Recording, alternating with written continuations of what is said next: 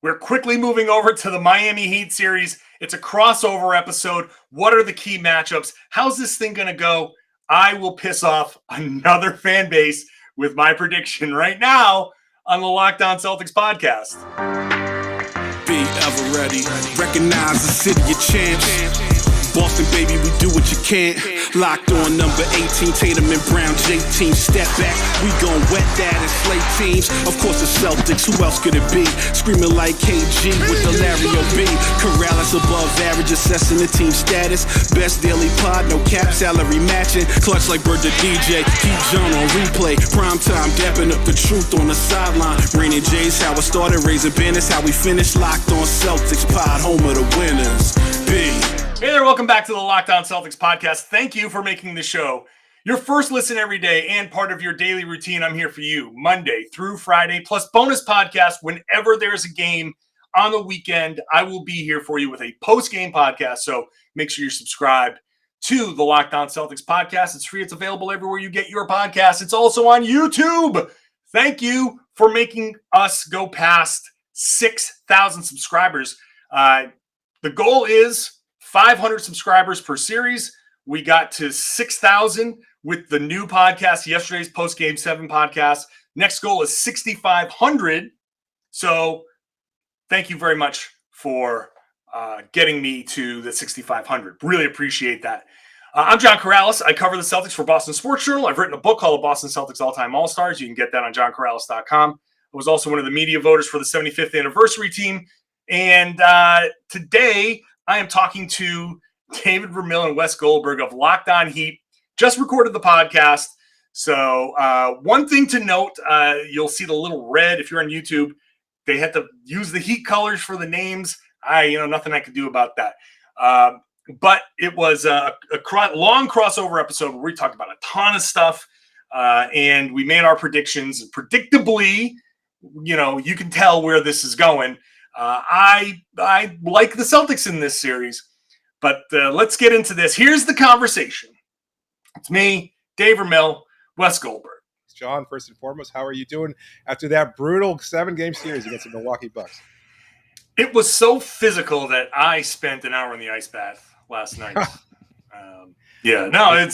like it was a wild series. Like those guys beat the hell out of each other. That was kind of fun to see. Are you okay to record a day show? I mean, do you need an extra day off or anything like that? I know Celtics fans are already using that as an excuse going into the matchup. I mean, let's be honest though, isn't it like something that is going to impact the team? I mean, it has the potential to be. I mean, you have one day off between the series. Any extra day you can get to prepare means an extra film session, an extra, and it's not about like the Heat coaching staff and the Celtics coaching staff. They all have people assigned to who might be the next the next opponent, and everybody's got their plans, and the coaching staffs are fine, but the players switching gears and switching their mindsets to, you build up some muscle memory over the seven game series, and so I think there is the potential for that game one, just like there was the potential for game one against Milwaukee coming in after that Brooklyn series to say, hey, look, Brooklyn, that you can say it's as physical as you want. Milwaukee's going to smack you in the face, and the Celtics got smacked in the face. Now, that's game one. And if you lose game one because of it, you have 6 other games to potentially, get your 4 wins. But I'm not going to discount the possibility of having an extra day. Just gives you that. And you know how it goes, guys. Well, we've already seen some of the you can get. We've already seen some of the repercussions of it. Marcus Smart now listed as questionable because of some mid-foot sprain that he suffered apparently during Game 7, while Kyle Lowry, we know, has been injured for longer than Marcus Smart, but has had more time to sort of get back and recover potentially for this thing ahead of Game 1, although his status is still up in the air.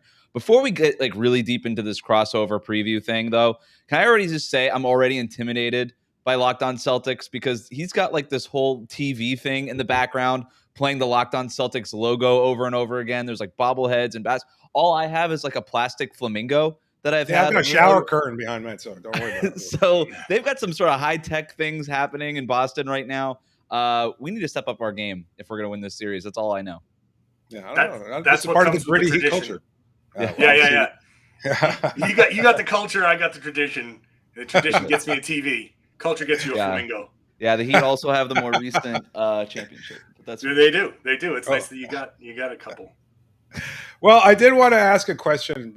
As we're getting into the weeds of this series, because you did mention the preparation and everything else like that. So one of the things that I'm looking at is in your series against Milwaukee. Obviously, the forefront as far as the approach defensively and offensively is Giannis Antetokounmpo. With Miami, although you have Jimmy Butler, you've got much more of a team-centric approach in terms of their offense and everything else. So, what do you think is the key to matching up and facing that particular challenge? And do you see it as an advantage or disadvantage for Boston? I mean, there is an advantage in having gone through that physicality, and there's just no player on the planet like Giannis, right? So I think once you've gone through a series against Giannis, everything else is probably just a tick easier because Yeah. he's a you're trying to catch a moving truck. So but it doesn't make it easy. I don't want to get that twisted because Miami is a different team. They have different strengths. You're not trying to build an entire offense off of one gigantic megastar. So you've got to watch for different things, and that's why I'm kind of curious how Game 1 goes because it's a lot more. I heard you guys talking about it on your podcast. A lot more driving kicks, a lot more. You have to worry about that shooting a little bit more, and you have to worry about different elements in the game. So I think the Celtics and the Heat match up really, really well. I think they each kind of have similar strengths. It's going to be a very evenly matched series as far as the wings matching up against wings and bigs against bigs and stuff like that. It's just a matter of who can kind of come up with the little chess pieces, the little chess match. Can the Celtics pull? Can you use Al Horford? Are you going to start Robert Williams and give Bam Adebayo a reason to stay near the rim so we can protect the rim? Or are you going to do something different and try to spread the floor to kind of pull him away and give yourselves a little bit more opportunity to get to the rim? So that the chess match is going to be super interesting in this series. Well, Wes, that's a good place to lead off there. Do you see the insertion of Grant Williams or Robert Williams as being a more difficult challenge for Miami to address? I don't know that either is more difficult, but certainly they present different challenges. I think it depends on what Robert Williams looks like. I mean, he was listed as available for Game 7, didn't play at all. Now Ime is saying that he's going to be available without any sort of minutes restriction.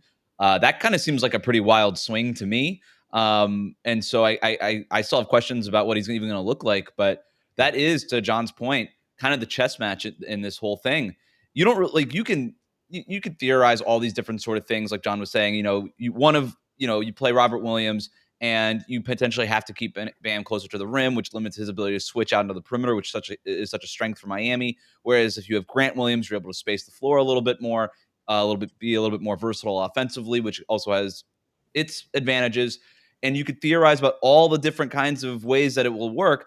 And then once the ball gets tipped and the people start dribbling and rebounding and all the things start happening, all that stuff just sort of goes out the window. I think you really need to see it work in practice to really make some sort of determination off of it, which is my long way of saying I think we'll see both of them, and I have no idea which one will play to the advantage of which team. You will only know when this series really starts. John is exactly right. This series, I know everybody was calling Celtics Bucks basically the Finals NBA for you. Finals, right? And look, it might end up being that, right? But I do think that we shouldn't overlook this matchup. Both teams match up really, really well. They're really similar defensively. They have singular talents offensively that their entire offenses revolve around. Shooting is going to be such an important factor, just like it is in every series. This is going to be fascinating from an X's and O's standpoint. There's going to be adjustments from within every game and from game to game. And it is, I do think this is a series that will be won on the margins. That does not mean necessarily that it'll go 7. It doesn't mean that every game will be close. I don't know. The margins have a way of sort of, kind of getting big and turning into bigger advantages, whether a team finds a crease or finds some sort of advantage in the middle of a game from 3-point shooting or something like that. A rebounding edge could swing a game.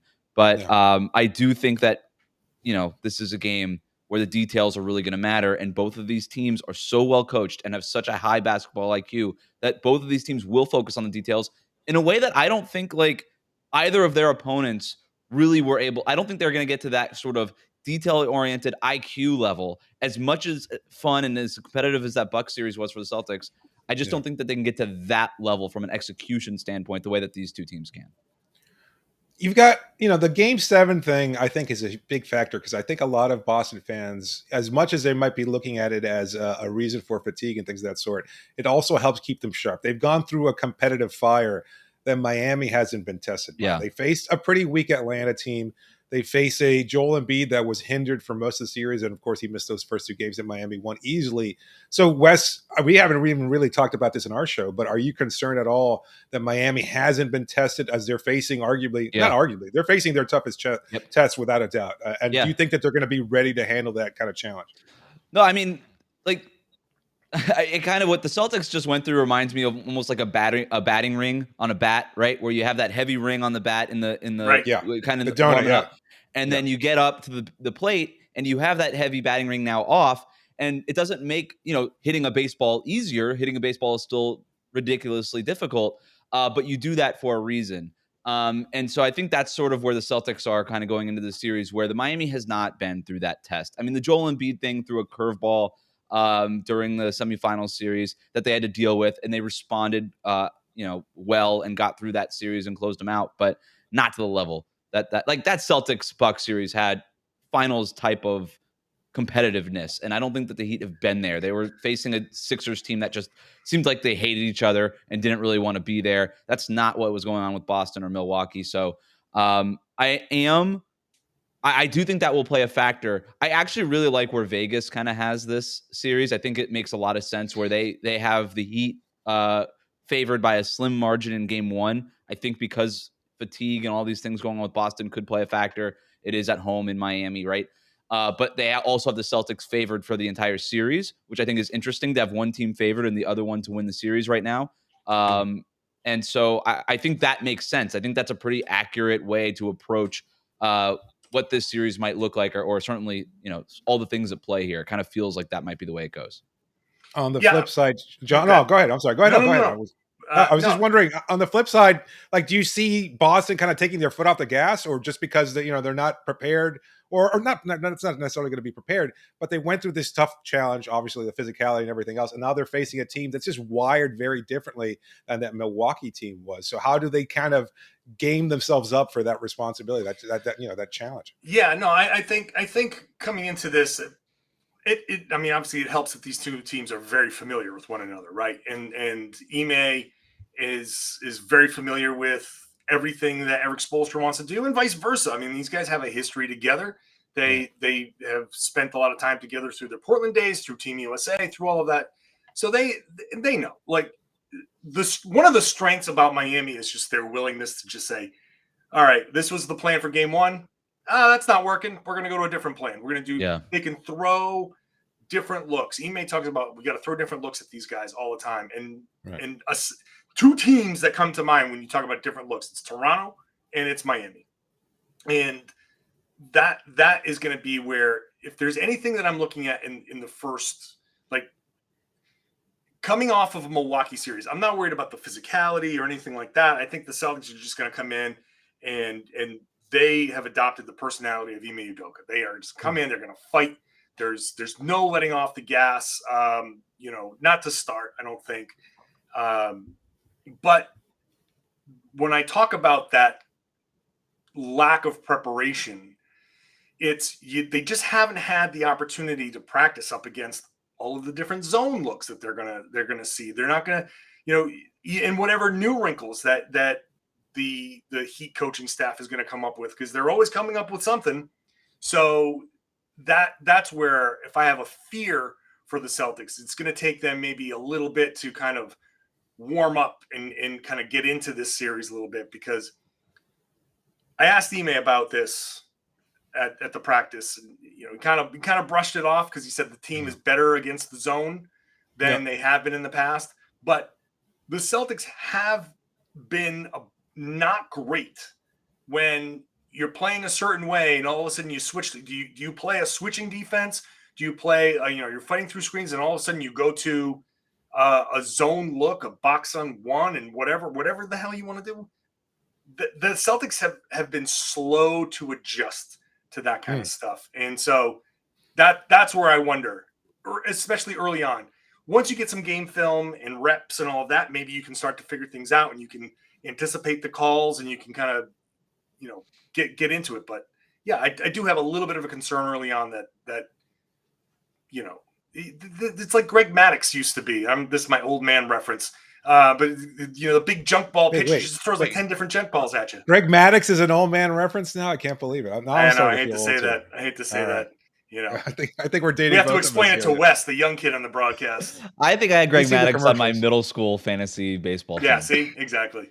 All right, well, we'll talk about some of those key matchups in the next segment, as well as giving our final predictions later on in the show. But before we do that, just want to tell you that today's episode is brought to you by PrizePicks. Daily fantasy made easy, and easy is really what they're all about. As fantasy props and pick'ems get more popular, PrizePicks is making it easy for you to play. They do that with the best NBA DFS prop game on the market, offering more NBA props than any other DFS prop operator. PrizePicks offers any prop that you can think of, from point scores to rebounds and even steals. And check out the PrizePicks Power Play. Here's how it works. You predict the over-under on a player's fantasy production, and you can win up to 10 times on any entry. And it's just you versus the projected fantasy totals. For a limited time, PrizePicks has an exclusive no-brainer of an offer for all of our users. Users get $50 for free if a player in your first PrizePicks entry scores a single point, but you must use the code NBA. That's right. It's an exclusive offer available to Locked On fans. Sign up today and use the code NBA for $50 for free if a player in your first PrizePicks entry scores a single point. Do it all using the award-winning app on the Apple App Store or on Google Play. Entries can be made in 60 seconds or less. It's that easy. Plus, PrizePicks is safe and offers fast withdrawals. So don't hesitate. Check out PrizePicks.com and use a promo code NBA, or go to your app store and download the app today. PrizePicks is daily fantasy made easy. And we're also brought to you by Built Bar. Imagine dipping your finger into that plastic tub of birthday cake frosting and then opening your eyes and realizing that was only 150 calories and 16 grams of protein. This is what it's like to eat a birthday cake puff from Built. Just received my birthday cake puffs, and I've never tried anything like it before. They're available right now, and we can't promise that they'll be there tomorrow, so go get them today at Built.com. If you haven't tried the puffs, I'll let you in on a little secret. That's what friends do. A chocolate-covered marshmallow protein bar. You heard me. Delicious flavored marshmallow covered in 100% real chocolate. So many delicious flavors to choose from, but only if you go to Built.com. Low calorie, high in nutrients, everything you're looking for out of a protein bar without sacrificing any of the taste. So go to Built.com right now. Use the promo code LOCK15, and you get 15% off your order. Use the promo code LOCK15 for 15% off, but only at Built.com. All right, welcome to a Locked On Heat, Locked On Celtics crossover. Thank you for making the Locked On Podcast Network your first listen every day. Also, make sure to go check out the Locked On NBA Big Board podcast with host Rafael Barlow from NBA Draft Junkies and the author of the NBA Big Board newsletter. Gives fans an in-depth look at the NBA draft, mock draft, player rankings, and of course, he's got Big Boards. It's free and it's available wherever you get your podcasts. What are some of the key matchups, John, in this series that you're looking at? Well, I mean, I'll start right at the top, right? It's the Jimmy Butler and whoever he's guarding matchup. And this is in the Jayson Tatum, kind of like who guards the best players and how do you guard the best players? One of the things that I'm looking at and why I think the Celtics are going to win this series is that I don't see how both Jayson Tatum and Jaylen Brown are going to be effectively defended. While I do think the Celtics can effectively defend Jimmy Butler and Bam Adebayo. Now, Bam's going to be a lot harder to defend. I think he's going to be a real handful. Jimmy, I'm kind of curious to see how they work him, because if you try to do a modified Giannis plan on Jimmy Butler, don't let him get to the rim, force him to take the shots from outside. And if Jimmy Butler beats you with jump shots, then so be it. Still a challenge, but you guys know what I mean. And I think they can kind of modify that plan to kind of go with that. And if Kyle Lowry is not himself, then you can kind of help off of Kyle if he's even going to play. You can help off some of these other guys and just say, if you can chop off the head of the snake, if you can keep Butler from being effective and being the superstar level player that he's been so far, then you really now kind of flip things onto if he's not effective, but Tatum and Brown are, or one of those guys is, right, then you have a big advantage. So I'm just looking right at the top. Who's defending these guys? How are they being defended? And can those guys, each team's stars, can they run offense and can things flow off of them? Because if Tatum and Brown aren't being effectively defended, and you can kick out and you have to help on those guys driving, and you have to kick out and Grant Williams getting those open threes and whoever else is getting those open threes, versus if you can slow down these other guys for Miami and you're not getting Tyler Hero threes, and you're not getting, the crazy Max Strus, which, is a little thorn in the side for us, people in Boston, since they started here as a two-way player and they ended up cutting him.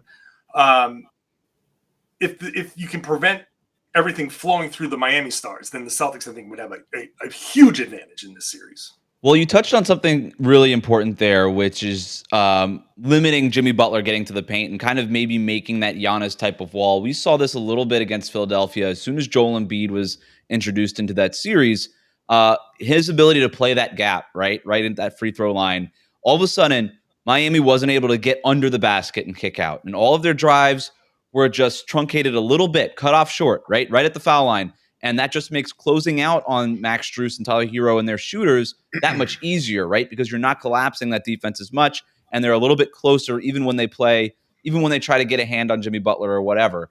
That is going to play. If Boston does take that approach, that could be a really interesting thing. The one guy who I think can break that is somebody like Bam Adebayo, who is so athletic and so explosive coming out of that role when he's playing aggressively, that, okay, you're going to do this to Jimmy. Well, we've got Bam now sort of coming around the other side of that on the other end of the paint and trying to break that. Now you open up things for a potential lob and backdoor cuts from him and things like that. But Boston's defense is just so connected, so long, all this stuff. Like every one of those gaps that I'm talking about just evaporate within a millisecond. And it's going to be just snap decision after snap decision, which is why, by the way, as an aside, I think Kyle Lowry is absolutely necessary at 100% for if the Heat don't have that, they don't win this series. Point blank. That's it. Forget it. But in terms of guarding Jimmy Butler, like his man will probably be Jaylen Brown, right, John? Because that's what we saw on March 30th when these teams last played, which I think was the most informative matchup. The Heat went 1-2 against Boston during the regular series, but they won the last game, which I think is the most important one because both teams were healthy, playing for stakes with seeding involved, and Miami had since made their big rotation revamp, adding Strus into the starting lineup and things like that. It'll probably be Jaylen Brown that starts on Jimmy Butler, right? I mean, I would expect that. It allows Jayson Tatum to kind of be more of a roamer because you can start Horford on Bam. Like really, I look at Miami in a sense. You can kind of, it's almost like a little bit of a downsized Milwaukee, just from pure size wise. Like Bam is, can play a certain style. And it's funny because it's both the Giannis plan, right? It's the Giannis plan against Jimmy, preventing from getting to the rim. It's also the Giannis plan against Bam, being physical with him and trying to disrupt the timing of lobs and stuff like that. You throw him off. Very physical play, which, look, I know that everybody in Miami loves the physical play, but Boston is bringing a lot of that. And all it takes is gumming it up and throwing off the timing. Any kind of lob, any kind of cuts, anything like that Miami likes to do. If you can be physical and throw off the timing there, you're going to end up causing turnovers. So if you can keep Jayson Tatum as a roamer and you can handle Bam on that backside and you can switch. If one of the guys that you're switching with is Tatum, then that's really huge because Tatum has shown that he can be a really good defensive player. He defended Kevin Durant really well. Struggled against Giannis, but who doesn't? I don't think there's anybody on the Bucks, on the Heat that can give Tatum that level unless Bam is trying to post him up. And I don't think that's even then. I think Tatum has length that can bother, at least challenge whatever they're trying to do. So I don't think Tatum is any sort of mismatch. So, and this is what I was talking about before. I think the Celtics defense has the ability to create if they're going to switch, which they always do, to create situations where you're not going to be able to find that weak spot. And I'll just throw this guy out at you. This is where I think the series really hinges. Boston can go hunt mismatches on Miami. There's going to be some defender on that floor that's a weak link, where Boston, depending on the lineups, but when it's best versus best, who do you target on Boston? Right. Who do you target? You can try Bam against Grant and shoot over the top of him. Okay, fine. Like, I know Bam's improved, but okay, shoot over the top of Grant. Grant's stout. I've seen Giannis bounce off of Grant Williams. He's tough. I know you guys are making fun of Stan Van Gundy for saying that Grant's the best defender out there. I'm not going to go that far, but he's a really good defender. And if you try to put a shoulder in his chest, he's not going to move as far as you think he does. So I think what this series boils down to is Boston's defense is just it's hard to find a weak spot. It's unbelievable. And I think Miami's defense is. That's why I think you're going to find somebody to attack. You're hitting on something really important. That's why I think that Victor Oladipo, like, don't be shocked if this becomes an issue. What you're talking about, John, like if they're able to pick on whatever Strus hero kind of shooting guard slots in there, if they're able to just kind of pick on that player, like, we could see there's a scenario where Victor Oladipo starts in this series, and you just say, okay, we'll match this. It could, like, I'm not saying that's going to happen, David. I'm just saying, like, there's a world in which that could happen. If we get to that point, it wouldn't happen in the first couple games, but I could see us getting there.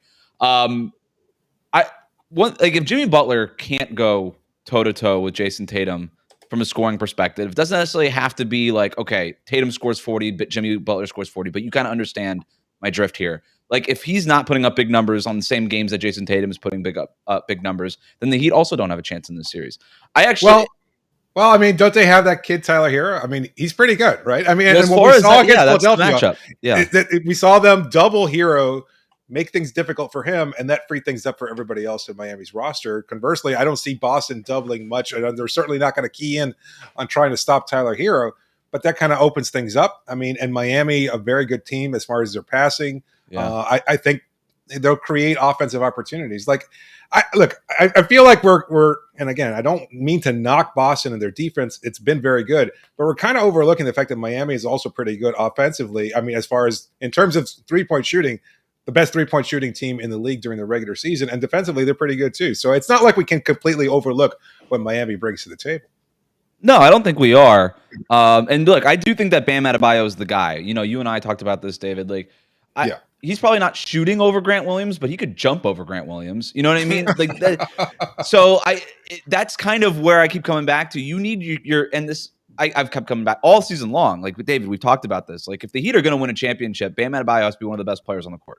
Period. End of story. And that was before we knew that they were going through the Celtics or whoever. Like, it was Bam Adebayo, no matter who you went through. If it was Boston, if it was Brooklyn, if it was Milwaukee, Bam Adebayo had to be one of the 3 best players on the court. And if he's not in this series, then forget it. But he can get there. He spent so much energy guarding Joel Embiid and fronting him and preventing him from, like, he's not going to have to do that kind of work defensively in this series. He's going to have to do work in this series, but not that level of 24 seconds of the shot clock, just preventing this guy who is so much bigger than me from just catching the ball. And so he's going to have that much more energy to work with on offense. So there's that. I don't know. I'm really interested in the Tyler Hero, how that matchup works out. To me, one of the key matchups in this series is going to be Tyler Hero and Derek White, and how who gets the advantage there, because there are going to be minutes where, like, if Miami's bench can outscore Boston's, that's going to be a huge part of Miami's sort of formula in taking this series. Tyler Hero can do it. Derek White has guarded Tyler Hero pretty well. It might have actually been the one game, but in the one game, Derek White did a pretty good job against Tyler Hero. But I think Tyler still finished with like 17 points and he was really effective, and the Heat ended up winning that game. That's the matchup I'm looking at. Boston did not trap or double off or put 2 on the ball the way that Philadelphia did. I'll be interested to see if Boston does that at some point in this series, but based on everything we know about the Celtics, they probably don't want to do that, right? Mm-hmm. So I would say probably not, but I will also say that Boston will take a look at that Philly series and figure out like what informative can they pull off from there that translates?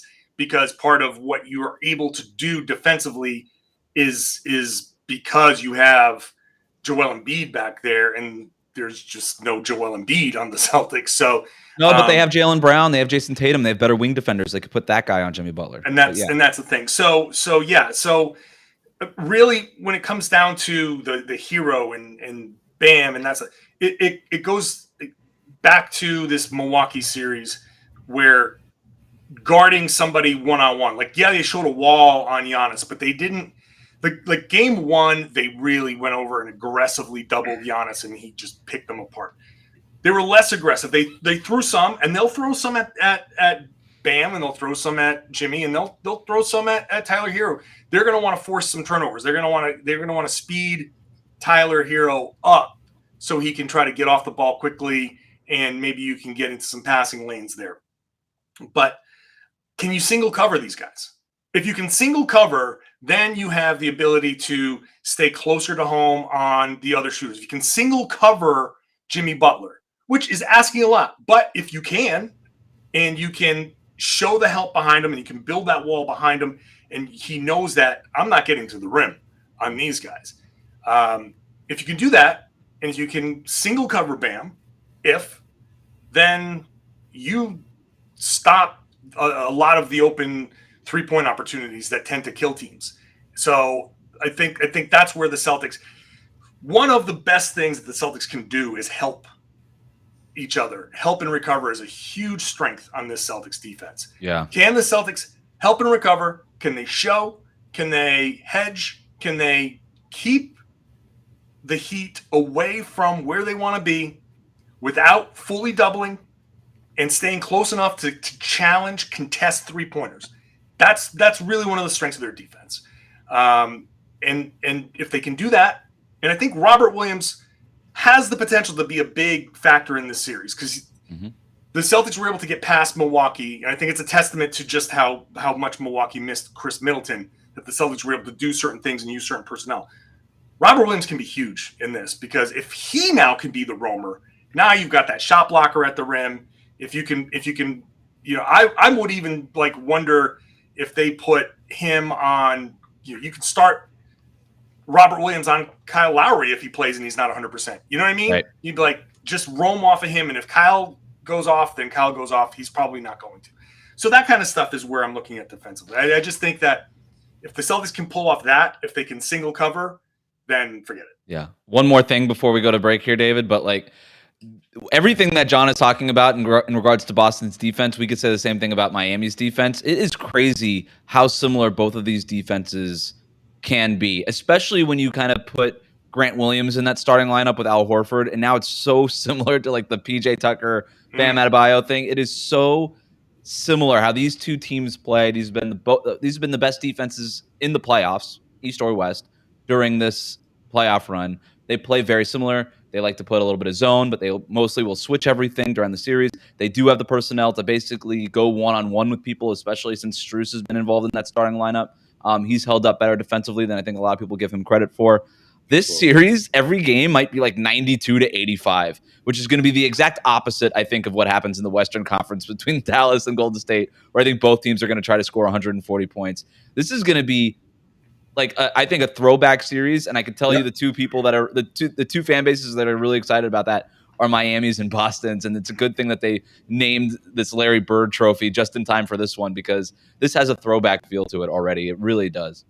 Yeah, Eric Spoelstra said so in practice today, right? That he said that Pat Riley was probably really happy with the makeup of this series just because both teams so defensively minded, et cetera. Yeah. They're so focused on playing at such a high level. The pace is going to slow down. It's going to be a real throwback series. So it is going to be really interesting. Yeah. And look, I mean, to the point that we're making before, Victor Oladipo, I think is going to be such a huge X factor. He wasn't playing during that stretch when they faced Boston, and now he's a big factor. What he brings defensively too, I think, is a concern. I don't know. It's going to be interesting to see how they utilize the versatility on Miami's roster. It's going to be a really interesting factor moving forward. But before we get into our final predictions in the next segment, just want to tell you about our partners over at BetOnline.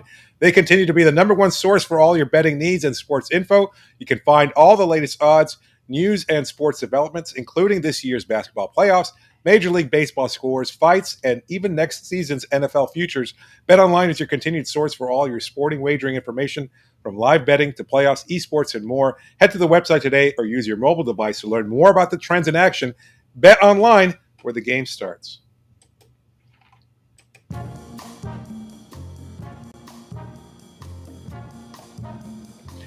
Thanks for making Locked On Heat and Locked On Celtics somehow your first listen every day.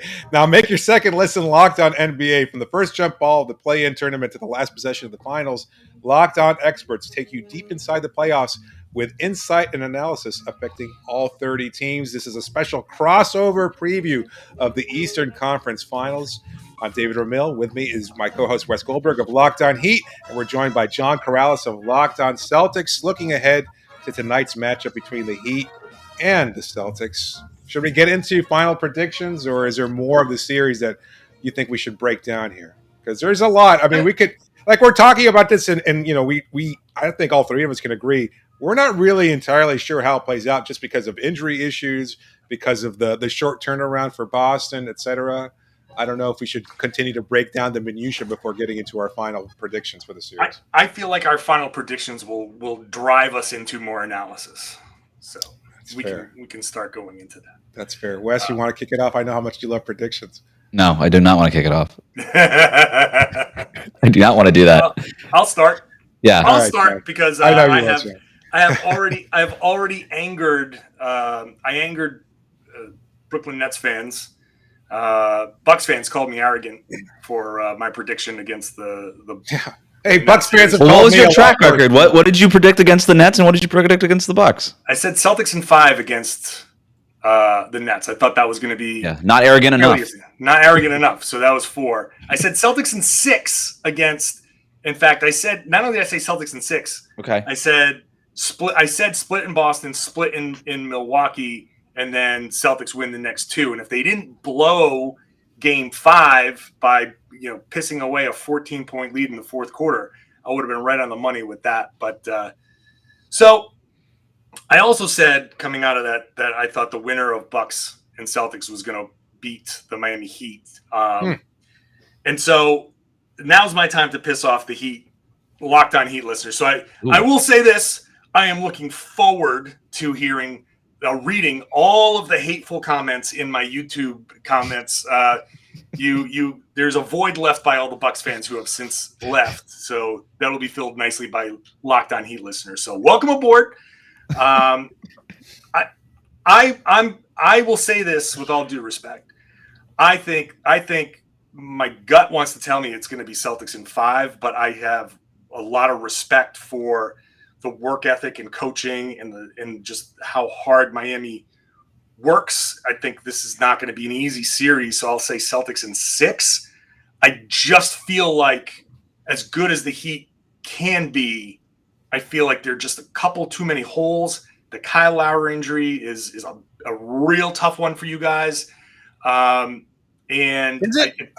I mean, I don't. Maybe I should let you go on before, but I'm just wondering. Like, I mean, have you seen Gabe Vincent? Like, I know we're not equating Gabe Vincent to a Hall of Famer, Kyle Lowry, et cetera, but I think Vincent's held up pretty admirably. I mean, getting a shout out from Trae Young on Twitter counts for something, right? No, I mean, yeah, right.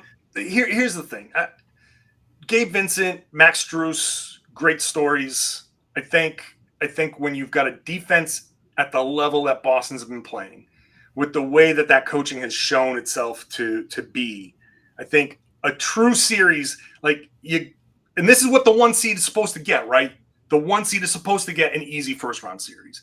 And I think in the second round, you got a Philadelphia team that clearly, with the James Harden mess and I mean, Embiid with the broken face and the thumb, like that, you got a path that got you to this point that was advantageous. Congratulations. I think the Celtics would have loved to have had that path rather than the path that they took.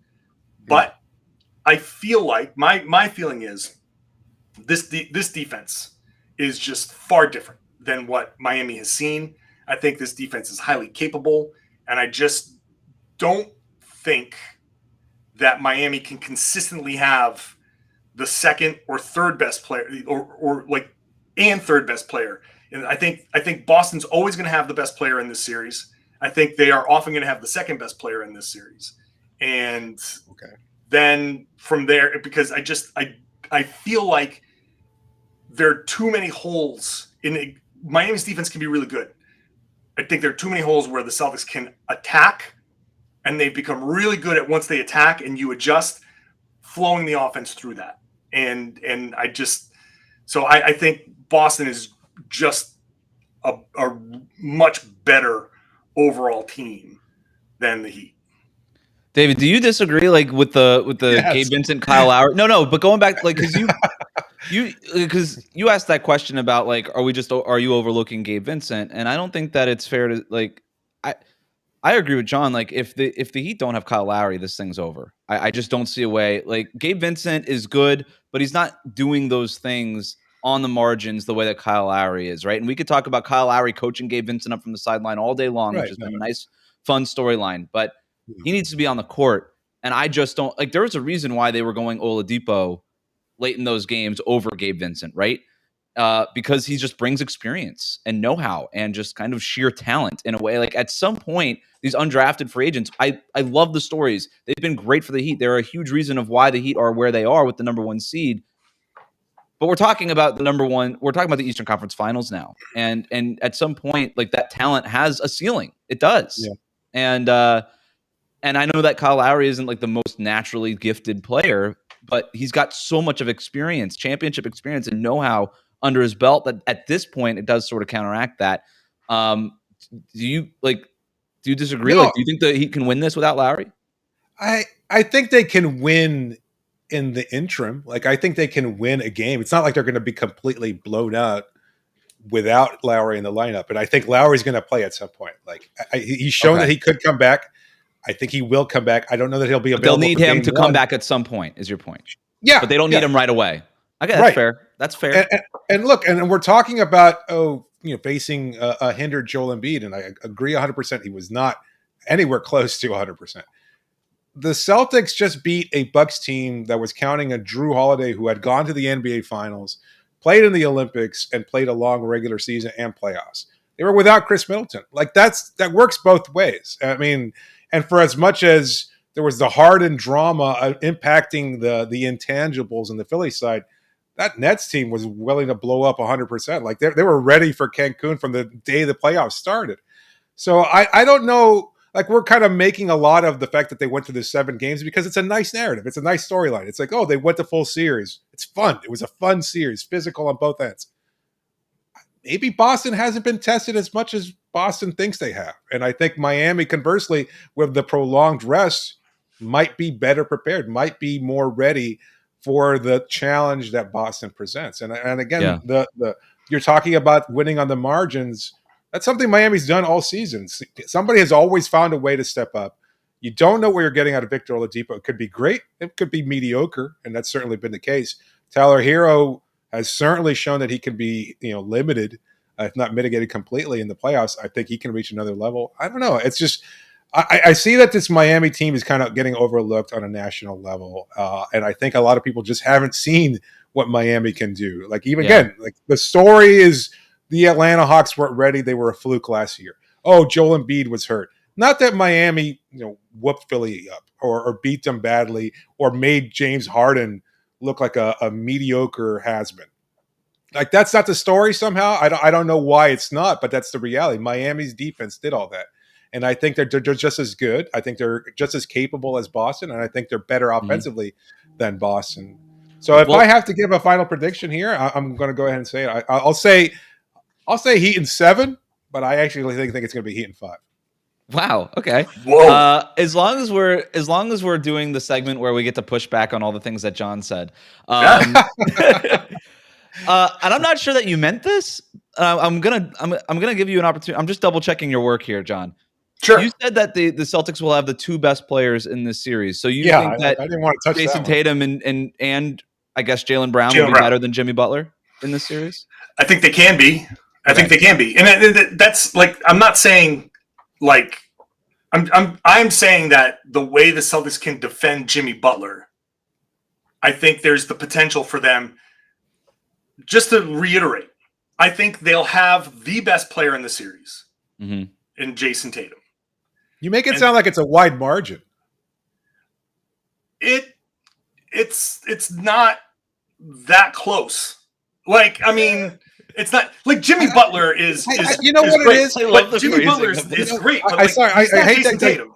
I hate to digress here. You're right. Like, I mean, Tatum's a better offensive player. He also gets a lot more opportunity to do so. And I think this is a different version of Jimmy than the past versions of Jimmy. Like, I think he's more aware at this point in his career that he might not get many more opportunities. I also think that everybody looks at that Boston team with top 5 picks and everything else. It's like, oh, well, they've got this talent disparity. It's like, there have been plenty of busts throughout NBA history where a top 5 pick doesn't mean anything. Like, it doesn't necessarily mean anything. And then you look at the undrafteds on Miami's roster, and again, it ties into the whole Heat culture. They get the most out of their players, the development. It's like these guys are playing at a high level. They won the Eastern Conference. Like, I mean, they had the best record. They've done everything all year, whether these guys were hurt or not. I don't know. It just kind of. I'll say this. I agree with John that Tatum is the best player in this series. That's fine. I think, don't think and the I've said margin this is about. that huge. I would say the margin's probably not as big as most people think. Only because I think I'll phrase it this way. I think separate of these two teams playing each other, the margin is actually pretty wide. I think Tatum is far and away a better player than Jimmy Butler when these teams are not playing each other. But I've said this about Jimmy Butler for the last few weeks. He is not the best player in the league, but he's the best gamer in the league. We saw that in the bubble against LeBron James. He just raises his game in a way that I just don't see other players do it. He will just, and I do think that he's not going to play Tatum even all series long. He just won't. He just doesn't have that like 47-point night in him. Like, that's not something that Jimmy Butler does. But, for the other 6 games in this series, they could go toe-to-toe. It could be very even. And Jimmy Butler has to make that as close to a wash as possible. He has to make that as close to an even matchup as possible. And I do think that he can do it. We'll see if he does do it. But we have seen him just raise his game against, LeBron in the NBA Finals and kind of play that even. So I think that there's a world in which Jimmy Butler gets close and makes that margin that is really wide when these teams are not playing each other. He narrows that gap quite a bit in this series. As far as who the second best player, and I think those will be your 2 best players in this series. I think it'll be Tatum and it'll be Jimmy Butler. And then as far as who the third best player is, I think it could be Jaylen Brown. I think it could be Bam Adebayo. Now we're talking about like lottery type of freak of nature, athletic talents needing to just harness that stuff. Like Jaylen Brown, there are games where he doesn't look like he knows how to dribble the ball. And there are also games where Bam Adebayo looks like he forgot where the basket is. And doesn't even look at it. So I think both of these teams need to get the most out of like sort of these secondary guys. I'll end this with my prediction. I think, first of all, if Lowry doesn't play a factor in this, and if he's not anything close to 100%, then the Heat don't have a chance. I just think he's too important to this team. There's a reason why they signed him in the first place. They need him. And also, if the Heat can't improve their three-point shooting from 27%, and the Celtics keep shooting 36%, then forget this. Just forget it too. Like, the Heat need to bounce back from three-point shooting, and the Celtics need to come back down to earth a little bit more. So with all that said, I really respect that the Heat went out there, got home court advantage in the regular season. Home court, I think, will matter in this series in a way that it didn't in the Celtics-Bucks series, apparently. I got Heat in 7. Okay, so I want to clarify this, and this is why I get so much from the other team's fans. Just because I say won't doesn't mean I think can't, right? Just because I say that I don't think the Celtics – I think the Celtics will have the best player in the series and potentially on some of these games the second best player in the series. It doesn't mean that I think that Miami can't. I think, look, I say this with all respect. Eric Spoelstra should be a perennial coach of the year. Like, he's in that class of, if he doesn't get votes in a certain year, then there's people are messing up. No disrespect to Jimmy Butler. The man goes through a regular season. You're like, oh yeah, he's good. He's good. And then in the playoffs, you come out and you're like, damn, man, the big face coffee and the whole thing and the attitude. Like, love Jimmy. I love that whole thing. Like, and I have a lot of respect. I love Bam Adebayo. Like, I really do have a lot of respect. And I know a lot of Celtics fans don't think, they want to scoff at Heat culture. I do think Heat culture is a real thing. And that's a testament to what Pat Riley and what Eric Spoelstra have built and it goes from top to bottom. That is a franchise that has risen its game from, and put it in a level of what Boston has historically been, what the Lakers have historically been, not recently. The Spurs have historically been. Like this run, this Spoelstra era, independent of LeBron James, the culture that's been built, I respect all of that. But I just happen to think that the way that things have broken right now, and the way Tatum is playing, and what he's capable of, and what this Celtics team is capable of, and what their defense, the level that they're playing at right now, I just feel like they've passed what they've been in the regular season. They're playing at a level that is well beyond what we've seen in the regular season. And so when I say Celtics in 6, I say that because I look at what the roster is and where the Celtics can pick on and what the Celtics can do defensively to hold other players below their normal standards. And so if I say the Celtics have the 2 best players in the series, doesn't mean that I think they're the 2 best players in the world. That's what I'm talking about. I just see the matchups. I see what the Celtics can pick on. I see what the Celtics can do. I see what the Heat can do and what they can stop and how they can be stopped. I think Boston is capable of stopping the Heat to a level where they are not going to win more than 2 games. That's just the way I see the series. But it's not out of disrespect. I think if you guys are right, if it's Heat in 7, I wouldn't be surprised. I'm not going to sit there like, oh my God, I can't believe this is happening. Like they're capable, fully capable, because they're well coached, they're well disciplined, they have a ton of talent. They're capable of winning. I just think that they won't. Can we do one last prediction before we log off here? Yeah. Who wins the Larry Bird Trophy for the Eastern Conference Finals MVP? Just the name, and then we can get out of here. Tatum for John. David? Jimmy Butler, I guess. Jimmy Butler, you guys. I think if somebody from the Heat wins it, doesn't even matter because they're going to throw it out because there's no way they have the Larry Bird Trophy sitting in FTX Set it Arena up for somewhere. that joke. A long way to go for that punchline, but I appreciate it. I appreciate that, Heat. All right. Well, we'll wrap up today's crossover preview. If the series does wind up going 7 games, I'm sure we'll have another opportunity to talk further. But thanks so much for tuning into today's show. As always, make sure to subscribe to both Locked On Celtics and Locked On Heat for the best playoff coverage available. This is David Ramil, co-host of Locked On Heat, along with Wes Golberg and John Karalis, the host of Locked On Heat. Thank you so much, and continue to subscribe to get the best coverage possible.